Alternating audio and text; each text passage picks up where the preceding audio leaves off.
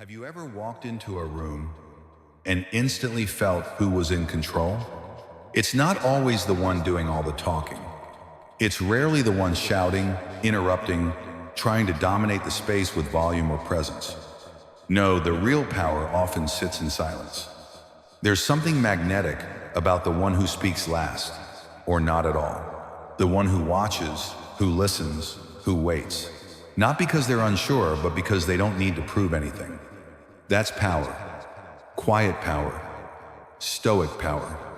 We live in a world obsessed with being seen, being heard, being loud. We measure success in decibels. The louder you are, the more you matter.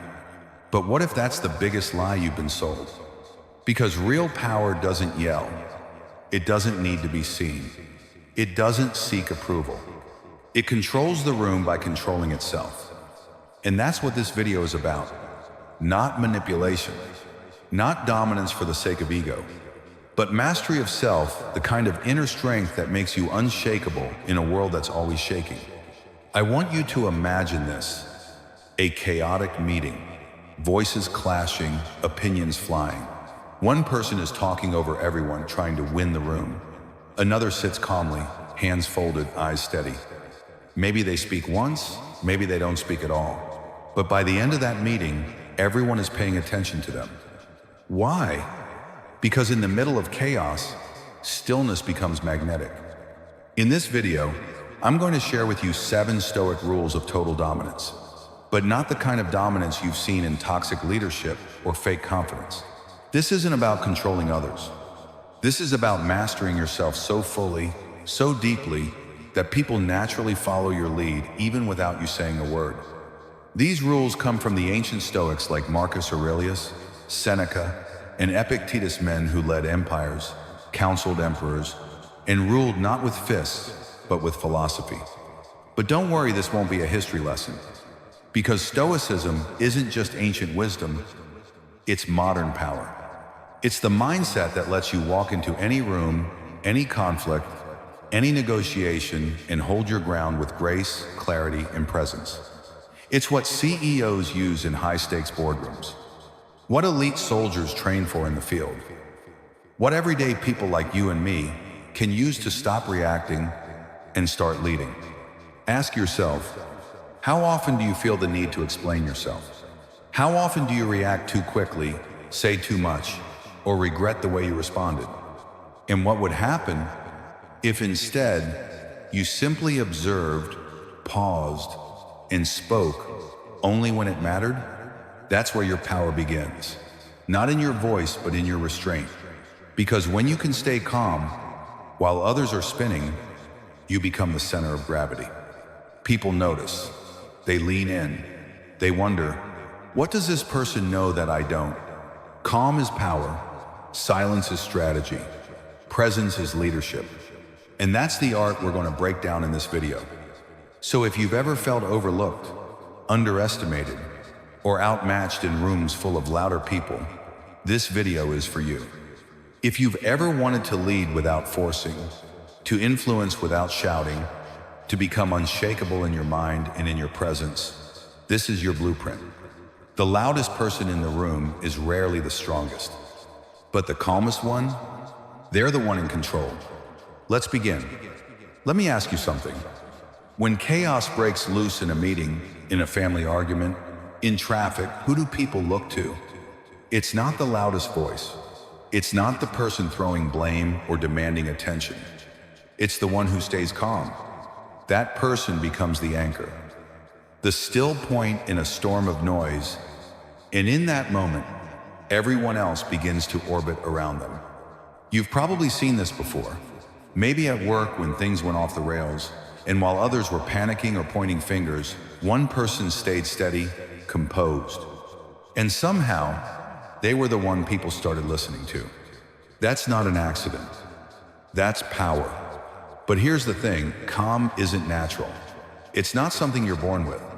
It's something you train, especially when the pressure is on. You see, most people live in reaction mode. Someone says something offensive, they lash out. Someone questions them, they feel the need to defend. Someone hits a nerve and boom, emotion explodes. But you know what the ancient Stoic Epictetus said? It's not what happens to you, but how you react to it that matters. When you react instantly, you give your power away. You let others press your emotional buttons. And if someone else can control how you feel, they can control what you do. That's a scary thought, but it's also an opportunity. Because once you realize that calm is a choice, you can train for it. Calm is strength. It's not weakness. It's not passivity. It's emotional intelligence in motion. It means your nervous system isn't hijacking you, you're steering the ship. And in a world that constantly demands a reaction, the one who can pause, breathe, and respond with clarity becomes unstoppable. Think about it. In business, the calm leader sees what others miss. In relationships, the calm partner avoids saying things they'll regret. In arguments, the calm voice holds the real influence. It's not about suppressing your feelings. It's about not letting your feelings run the show. So the next time you feel that surge, that tension in your chest, that urge to snap, remember, you have a choice. To be the fire or to be the calm within it. Because when you can stay grounded while others lose their heads, that's when your influence begins. That's when people start listening. And that's where power, real power, starts to take root. Let me tell you something that most people never realize.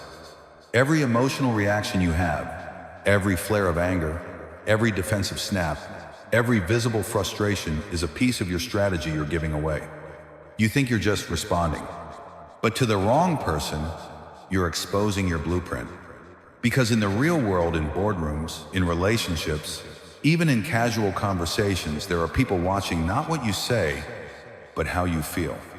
And if they can push your emotional buttons and get a reaction, they don't need to outsmart you. They just need to out-control you. This is how manipulators win. They don't overpower you, they provoke you. They find your triggers, your insecurities, your soft spots, and they press. And once you explode, you've already lost the game. You've revealed your hand. They now know what offends you, what makes you defensive, what scares you, what you're hiding. And from that moment on, you're no longer playing chess, you're reacting to their moves. Let me ask you this. Has anyone ever said something so passive-aggressive that you had to respond? Or maybe someone made a sly remark about your appearance, your work, your relationship, and your blood boiled? And before you even realized it, you were explaining yourself, defending yourself, arguing with someone who wasn't even worth your energy? That's what I'm talking about. The moment they can predict your emotional reaction, they own you. That's not stoic, that's programmable. But here's the good news. You can flip that entire dynamic. Because calm is not a gift, it's a skill. And like any skill, it can be trained. You don't have to be born calm. You just have to become calm on purpose. Now, how do you do that? Let me give you 3 tactical tools. 1. Visualize the storm before it hits. Before a tough conversation, a stressful meeting, or a family gathering, play it out in your mind. Picture the moment when someone says something triggering. Picture your old self reacting. Now ask, what would my higher self do instead? When the moment comes, you're not surprised. You're ready. 2. Breathe like you mean it. Your nervous system is wired through your breath. Shallow breathing creates panic. Deep, intentional breathing creates calm. Box breathing 4 seconds in, hold 4, exhale 4. Hold 4 is simple and lethal in high-pressure situations. It's what Navy SEALs use before combat. It's what surgeons use before a critical incision. And it's what you can use in any moment you feel tension rising. 3. Separate yourself from the emotion. You are not your anger. You are not your fear. You are not your ego. Next time someone triggers you, try this. Instead of saying, I'm angry, say, I'm feeling anger. That one shift puts distance between you and your state. It's like putting on noise-canceling headphones in a crowded room. You're still aware of the noise, but you're not ruled by it. Because calmness is not passivity. It's precision. It's a mental edge. It's the ability to read the room when everyone else is blinded by emotion. And when you stay calm, you buy time. Time to think, to read, to choose your response, not just react on autopilot. Let me be clear, this isn't about being cold. This is about being strategic. It's about not letting someone else dictate the tempo of your mind. Because when you own your emotional state, you own the room. Remember this, the fastest one to react is usually the one least in control. The calmest one, they're the ones calculating. They're not reacting. They're reading, watching, waiting. And when they move with impact. So the next time you feel that pull, that heat in your chest, that itch to say something sharp, ask yourself, who's really in control right now, me or my emotions? The answer to that question will decide everything. There's a kind of silence that makes people uncomfortable. Not the awkward kind, but the powerful kind. The kind of silence that says, I see everything, but I don't need to say a word. And that silence, it's not weakness, it's leverage. Because here's a truth no one teaches you growing up. Silence is not the absence of power. Silence is power carefully restrained, quietly aimed. When you don't react, people don't know where you stand. And that makes them nervous. Because the human mind craves certainty, it wants to label you, understand you, box you in. But when you stay calm and unreadable, when your face gives nothing away suddenly, you become the one they have to figure out. You become unpredictable. And in any psychological game, unpredictability equals dominance. Let's break this down. Think about the last argument you had or a tense negotiation. Someone kept pushing, talking, selling hard, maybe even trying to corner you. And instead of pushing back, you paused. You didn't interrupt. You just sat there, observing, composed. And then, with perfect timing, you said one sentence that changed the entire dynamic. That's what happened in a real-world business negotiation I once watched. Two executives were pitching a partnership. One was loud, animated, trying to impress with charisma, cracking jokes, talking numbers. The other, silent, measured, just observing. 10 minutes in, the loud one was already unraveling, overselling, rambling, trying to cover too much. And that's when the quiet one leaned forward and said, "You've given me a lot of enthusiasm, but very little data." Boom. Silence. Game over. That's what I call precision power. See, the first guy performed. The second guy observed, absorbed, and struck when it mattered. He wasn't passive.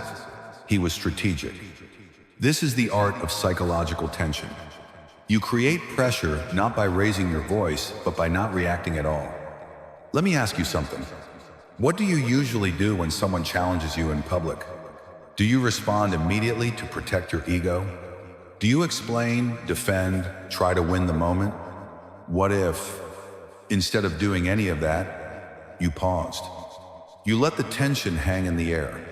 Because that silence, that pause, it speaks louder than any defensive comeback ever could. And it does something subtle, yet powerful. It puts the pressure back on them. Suddenly they're wondering, did I go too far? Why isn't he reacting? What is she thinking? They start second-guessing themselves. That's psychological warfare, and you didn't even lift a finger. Now, let me be clear. This isn't about manipulation. This is about mastery over yourself, your presence, your influence. It's about knowing that true power is quiet. Because when you walk into a room and say nothing, but people still adjust their posture, that's not magic. That's aura. And aura is built through self-discipline, emotional control, and strategic restraint. So, how do you build this? It starts with practicing silence in your daily life. When someone insults you, don't bite back. When someone talks too much, listen and wait for the opening. When emotions rise, stay grounded. Don't show your hand. Because remember, the person who talks less listens more. And the one who listens more owns more information, more clarity, more control. And when the time comes to speak, you'll do it with precision. One sentence, one insight, one well-placed question. And suddenly, the entire conversation shifts in your favor. That's how calm people win. Not with volume, not with flash, but with stillness that makes others uneasy and timing that makes others fold. So next time you're tempted to react, don't. Instead, breathe, observe, and let silence do the heavy lifting. Because the most powerful moves in life are the ones they never see coming. Let's be real, you don't just become calm in the heat of the moment. You train for it. Calm is a fortress. And like any fortress, it's built brick by brick, day by day. Start simple. 30 minutes of silence in the morning. No phone, no noise, just you, your breath, and your thoughts. It sharpens your awareness before the world demands your attention. Then, practice the 3-second pause rule. Before you respond to anything, especially something triggering, count to 3. Sometimes, those 3 seconds save your peace. Every night, do reflective journaling. Ask, when did I lose my calm today? Why? Name it, learn from it, strip its power. And don't underestimate cold exposure, yes, cold showers. Not for trend, but to train your nervous system to stay calm under discomfort. Lastly, master box breathing. 4 seconds in, 4 hold, 4 out, 4 hold. Simple, precise, effective. These aren't just habits, they're your training ground. Because when chaos hits, your calm shouldn't be an accident. It should be automatic. Let me tell you something most people completely overlook. The most powerful person in the room is the one who listens the best. But not just any kind of listening. I'm talking about strategic listening. Listening not to respond, not to argue, not even to agree, but listening to learn, to observe, to collect data. Because here's the truth. People can't help but reveal themselves when they talk. They'll tell you what they want, what they fear, what they're trying to hide, and what they hope you never notice. And if you're the kind of person who knows how to sit back, stay calm, and pay attention, you'll start to see it all.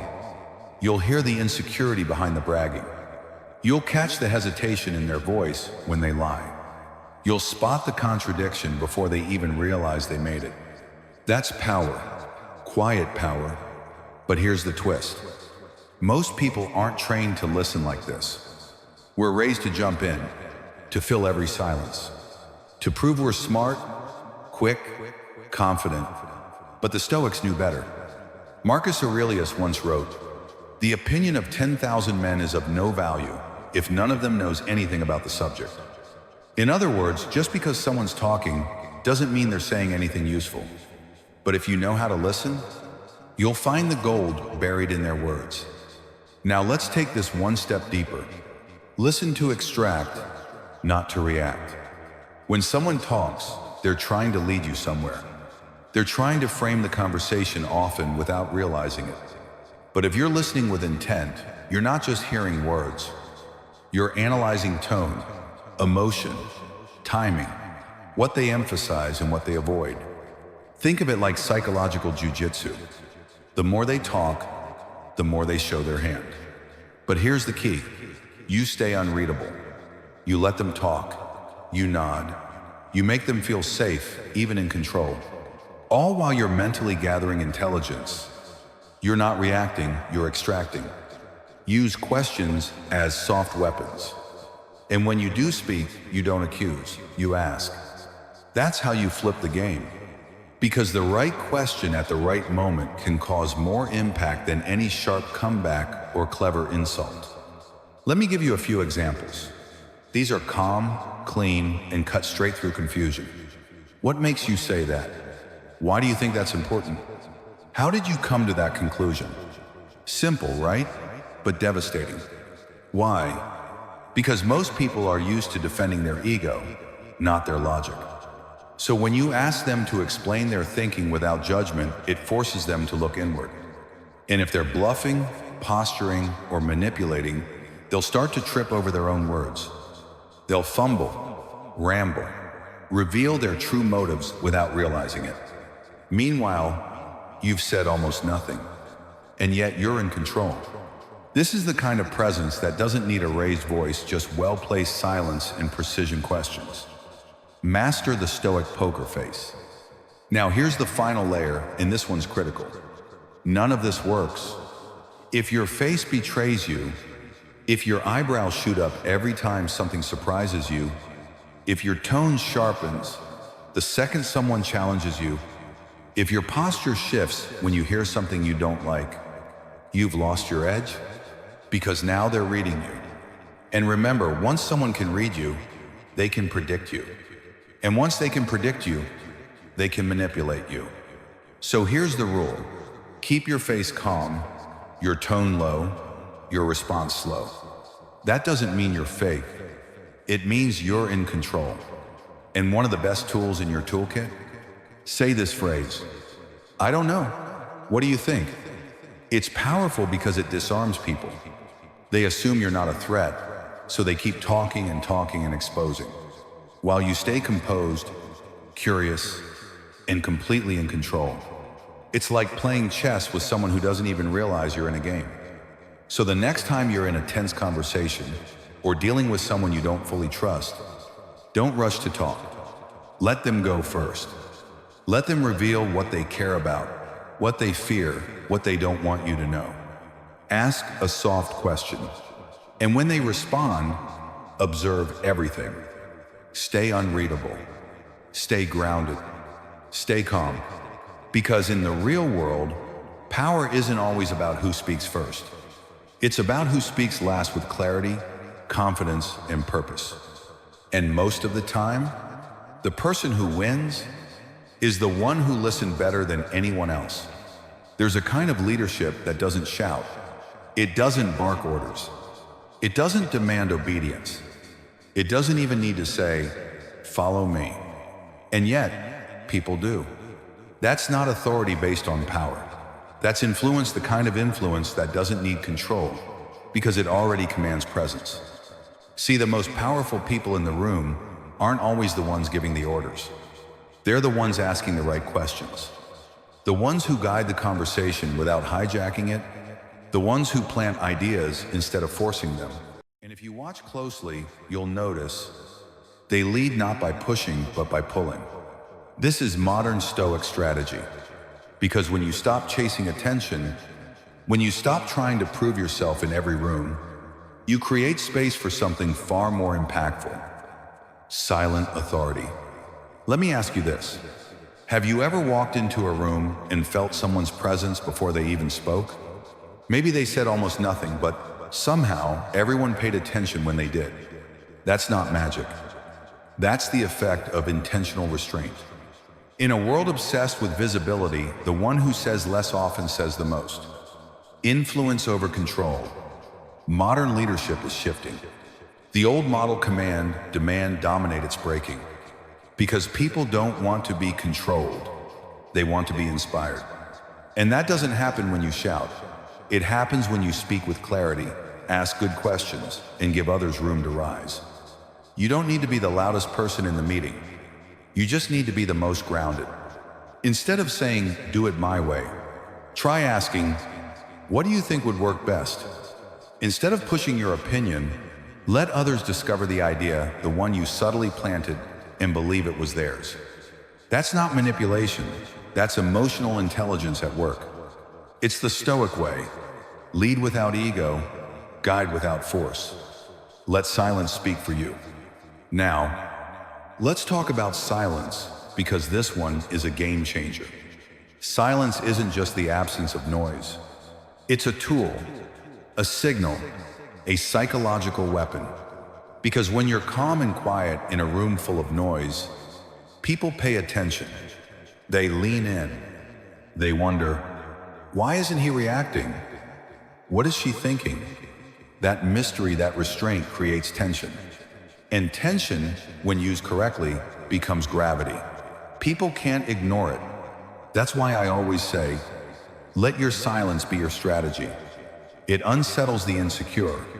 It makes the arrogant second guess themselves. And it protects your energy from being wasted on every little spark. You don't always need to respond. Sometimes, silence is the loudest answer. A smirk, a pause, a deep breath. These carry more weight than a dozen defensive words ever could. And here's the real beauty. When you don't react emotionally, you stay in control mentally. Observe, don't absorb. Let's go deeper. There's a moment right after someone offends you, challenges you, or disrespects you where you get to decide, do I absorb this or do I observe it? Most people absorb. They feel the insult. They internalize it. They fire back. And in doing so, they hand over their emotional control. But the Stoic chooses to observe, to step outside the moment and see it clearly. When someone tries to provoke you, don't take the bait. Ask yourself, why are they saying this? What do they want me to feel? What happens if I don't give it to them? That's when the dynamic flips. You're no longer reacting. You're reading. You're watching their strategy while keeping yours hidden. And in that quiet control, you gain the upper hand. A modern Stoic doesn't need to be seen to be effective. Let me say this clearly. You don't need to be seen to be respected. You don't need to speak first to be the most influential voice in the room. In fact, the more invisible your power feels, the harder it is for others to guard against it. Because when you're not constantly reacting, when you're calm in moments of chaos, when you choose observation over absorption, you become unreadable. And unreadable means unshakable. People don't know what you're thinking. They can't predict your next move. And that makes you dangerous. Not in an aggressive way, but in a composed, calculating, strategic way. The way great leaders operate, the way Marcus Aurelius ruled, the way you can move if you choose presence over performance. So, here's the challenge I'll leave you with. This week, try saying less. Try holding a moment of silence before reacting. Try observing people's intent instead of their words. And watch what happens. Because the person who leads with influence, who uses silence as strategy, and who chooses observation over emotional reaction, is the one who ends up in control quietly, powerfully, and without saying much at all. That's modern Stoic mastery. That's the new form of leadership. Let's be honest. In most situations, you don't lose because you're not smart enough. You lose because you reacted too fast. You snapped. You flinched. You let emotion take the wheel, and someone else quietly took control of the outcome. And here's the brutal truth. Manipulators don't need to be smarter than you. They just need you to be more reactive than them. That's all. They poke. You explode. They hint. You explain. They insult. You defend. And suddenly, they're not controlling the room, they're controlling you. Because every reaction you give is a tiny piece of your power handed over without even realizing it. Now you might say, but I was just standing up for myself. Sure, but did you do it with clarity? Or did you do it out of impulse? There's a difference. Because in high-stakes conversations, whether it's business, family, or even a stranger, the person who stays calm controls the direction. And calm doesn't mean quiet. It doesn't mean passive. It means deliberate. It means you choose your response instead of letting your emotions choose it for you. The game of emotional manipulation. Let me break it down. Manipulative people don't care about facts. They care about reactions. They study your triggers the way a hacker studies vulnerabilities in a system. They'll throw a casual insult your way not to hurt you, but to test you. Will you rise to the bait? Will you defend yourself? Will you show them your emotional playbook? Because the moment you do, the moment your voice rises, your tone shifts, or your expression changes, they know. Ah, there it is. That's the button I'll press next time. And it works not because they're geniuses, but because you're predictable. The power of the pause. But what if you didn't react? What if, instead of snapping back, you paused? You took a breath. You observed. You responded slowly, calmly, and with complete composure. Suddenly, the game changes. They don't know what's going on inside you.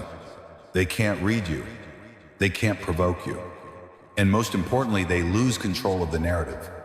That's how emotional control becomes your most lethal weapon. Not because you fight harder, but because you fight smarter, and you often don't need to fight at all. Tactical tools for emotional mastery. So how do you build that kind of control? Let's get practical. These aren't theories, they're daily tools anyone can use. 1. Label the emotion. When you feel anger, say it internally. This is anger. This is fear. This is ego flaring up. The moment you name it, you create space between you and the emotion. And space equals power. 2. Delay your reaction. Before you respond to anything emotionally loaded, wait 10 seconds.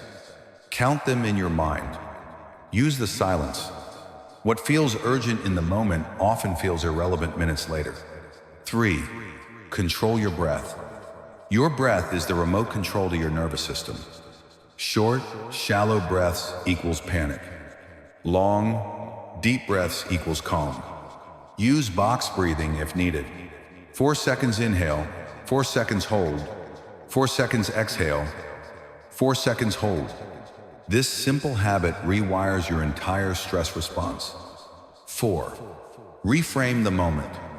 Ask yourself, will this matter in 5 days? In 5 months? In 5 years? Most things don't survive that test. And if they don't, they're not worth your reaction. 5. Master your voice. In heated moments, speak slower.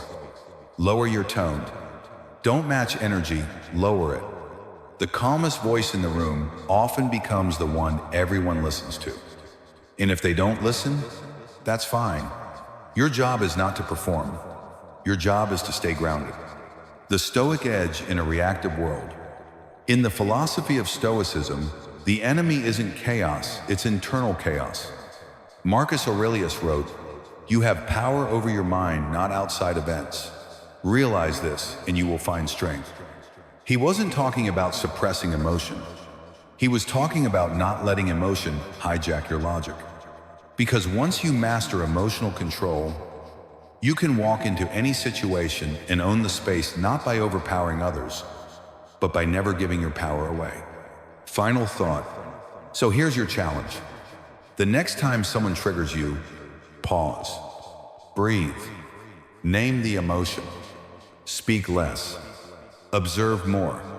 Let silence carry your message.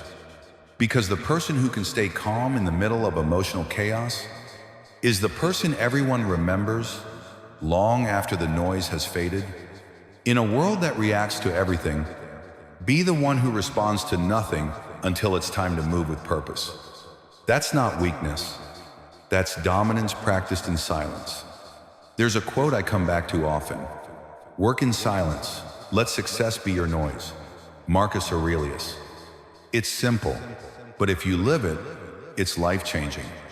Because in a world where everyone is broadcasting their goals, announcing their moves, and chasing validation, the person who stays silent becomes dangerous. Not because they're hiding, but because they're focused. Because when you move in silence, you remove distraction, you remove pressure, and most importantly, you remove other people's influence over your direction. This is the art of strategic invisibility. And make no mistake, it's a power move. Not everyone can do it. In fact, most people can't. Why? Because they crave recognition. They want to be seen, validated, applauded. But if you're always seeking attention, you become easy to predict and easy to manipulate. That's why the Stoic path is different. It's quieter, it's slower, but it's undeniably effective. Let me ask you this. When was the last time you kept a goal completely to yourself? No announcement, no hint, No social media post. You just worked and let the results speak for themselves? If that feels unfamiliar, you're not alone. We live in a culture that confuses being seen with being successful. But visibility is a double-edged sword. When you show too much too soon, people judge you. They copy you. They try to block you. Sometimes they even root for your failure. Not because you've done anything wrong, but because you've become visible. That's why the most powerful strategies are built in silence. Let's go deeper. Rule number 1, keep your goals private. Not forever, but at the start when they're still fragile. When you're in the building phase, protect your goals like seeds in winter. They don't need attention, they need nurturing.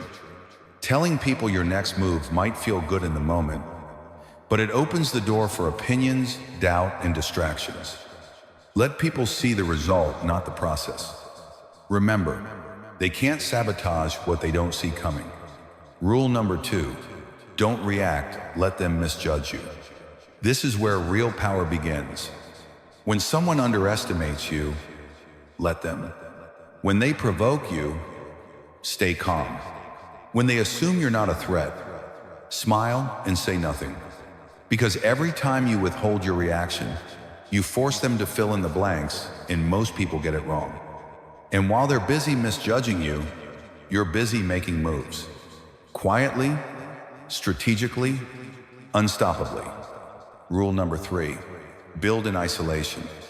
Some things grow best in the dark. Your skills, your mindset, your confidence. You don't need a spotlight to level up. In fact, the spotlight usually comes after the transformation, not during. So train when no one's watching. Study when no one's asking. Grow when no one's clapping. That's how you build something real. Because when your progress is internal, no one can take it from you. Rule number 4, play dumb when necessary. I know this sounds counterintuitive, but trust me, it works. You don't need to prove how much you know. You don't need to correct every wrong opinion. You don't need to flex your expertise in every room. Sometimes, the smartest move is to let people underestimate you. Let them talk. Let them show their cards, while you keep yours close. The element of surprise is one of the most underrated psychological weapons on earth. Use it. Rule number 5, detach from validation. This might be the hardest one, but it's the most important. Stop needing people to see how hard you're working. Stop waiting for praise. Stop trying to prove you're on the right path. You don't need the applause.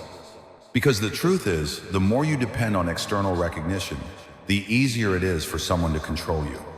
But when your motivation is internal, when you no longer need to be seen to keep going, you become unstoppable. Let me leave you with this. Silence doesn't mean you're doing nothing.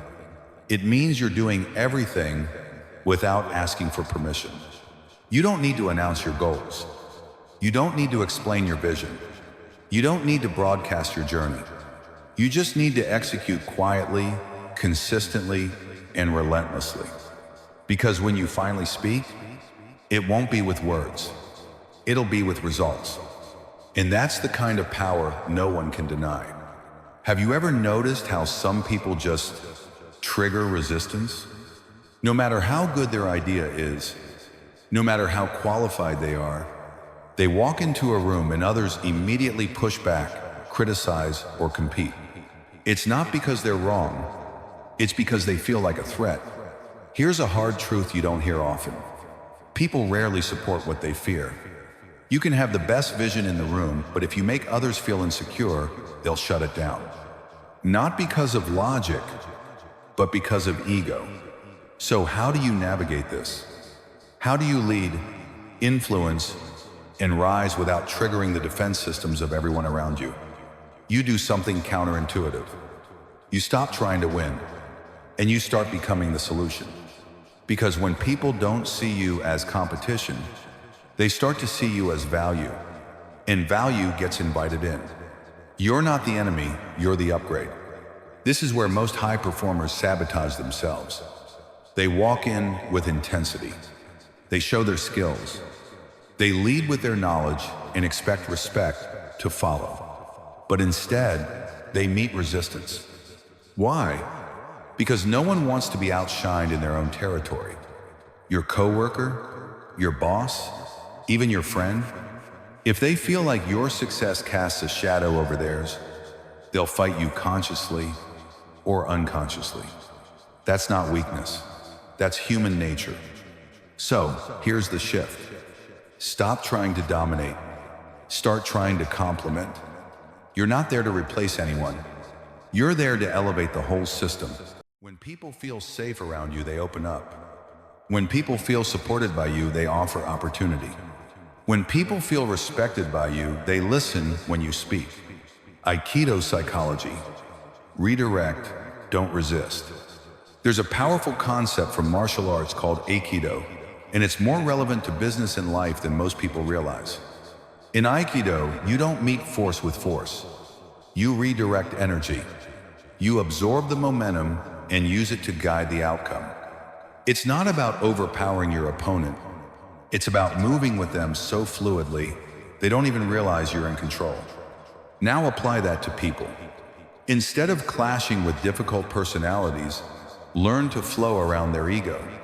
Instead of correcting someone in public, ask a thoughtful question in private. Instead of competing for attention, elevate others, and they'll raise you with them. This isn't manipulation. It's emotional intelligence in action. The best leaders don't need to win every interaction. They win the room by making others feel valued, heard, and respected, while still quietly positioning themselves to lead. Want influence? Create psychological safety. Let's get practical. Here are a few simple ways to shift how people perceive you from threat to ally. 1. Acknowledge their strengths. Start conversations by recognizing what someone does well. This instantly lowers their defenses and builds trust. 2. Share credit freely. If you contribute to a win, make sure others feel included in it. When people feel appreciated, they stop guarding their territory. 3. Ask for opinions even when you don't need them. This makes people feel significant. And when they feel heard, they're far more likely to support your decisions later.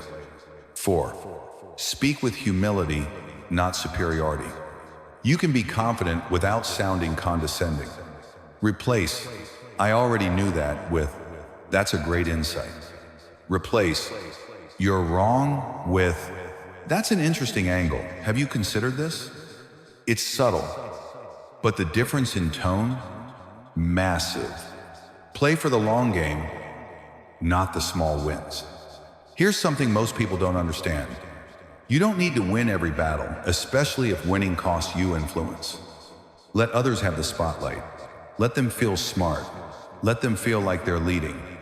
Because while they're soaking up short-term praise, you're quietly building long-term leverage. Let them think they're steering the ship while you're setting the coordinates. This is how real influence works. It's not always visible, but it's deeply effective. Final thought. So here's the paradox. The more you try to prove yourself, the more others feel threatened, but the more you elevate others, the more they naturally elevate you. You don't need to be the smartest in the room. You don't need to dominate every conversation. You don't need to outshine your peers. Instead, be the one who listens well, speaks with intention, and makes everyone around them feel a little more certain, a little more safe. Because in a world full of loud competition, the real leader is the one who doesn't trigger fear, but builds trust. Be that person. And people won't just follow you.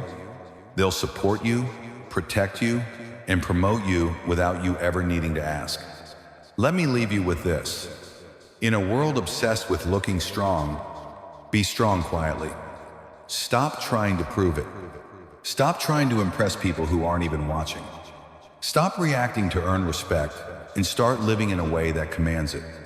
Because the truth is, the loudest one in the room, almost always the weakest. You've seen it. The overtalker, the constant interrupter, the one who needs everyone to know they're in charge. But here's what no one says out loud. Real power doesn't need a microphone. It doesn't demand attention. It just is. And the people who truly hold it, you often don't even realize until it's too late. They walk in quietly. They sit still while others perform. They speak when it matters. And by the time you understand how much control they have, the game is already over. That's not luck. That's strategy. Calm is the highest form of power. Look, the world rewards noise. It glorifies hustle, dominance, hot takes, and viral reactions.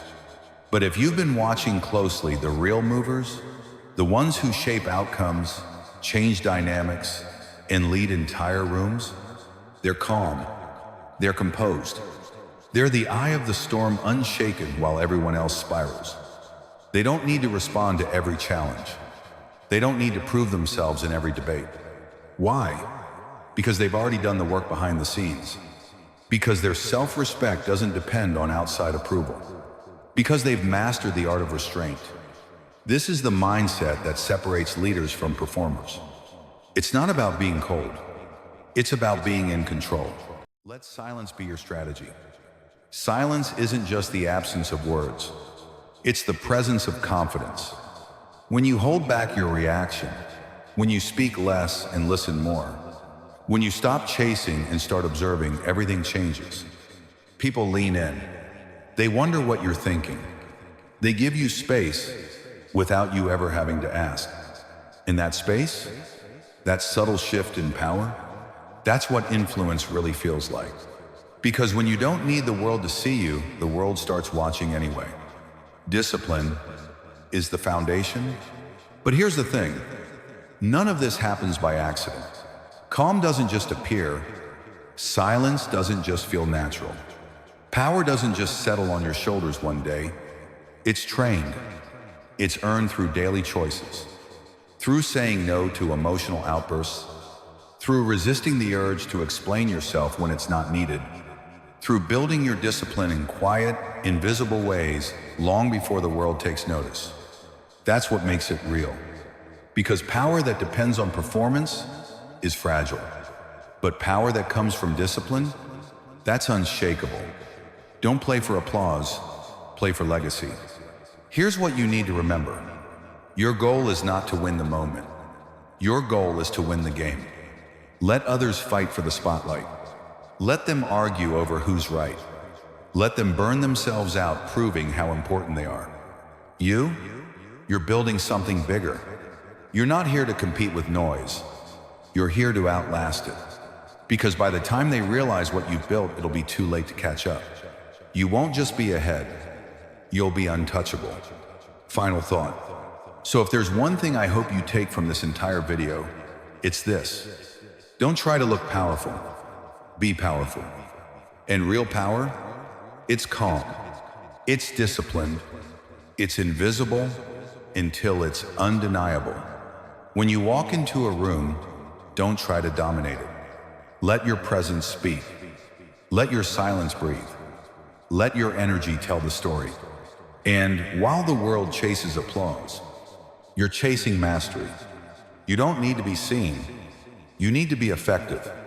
You need to be remembered not for how loud you were, but for how deeply you moved the room. Because at the end of the day, the strongest people aren't the ones constantly proving their power. They're the ones who've built it so quietly, so patiently, so intentionally, that by the time the world realizes what they've become, it's already too late. Be that person.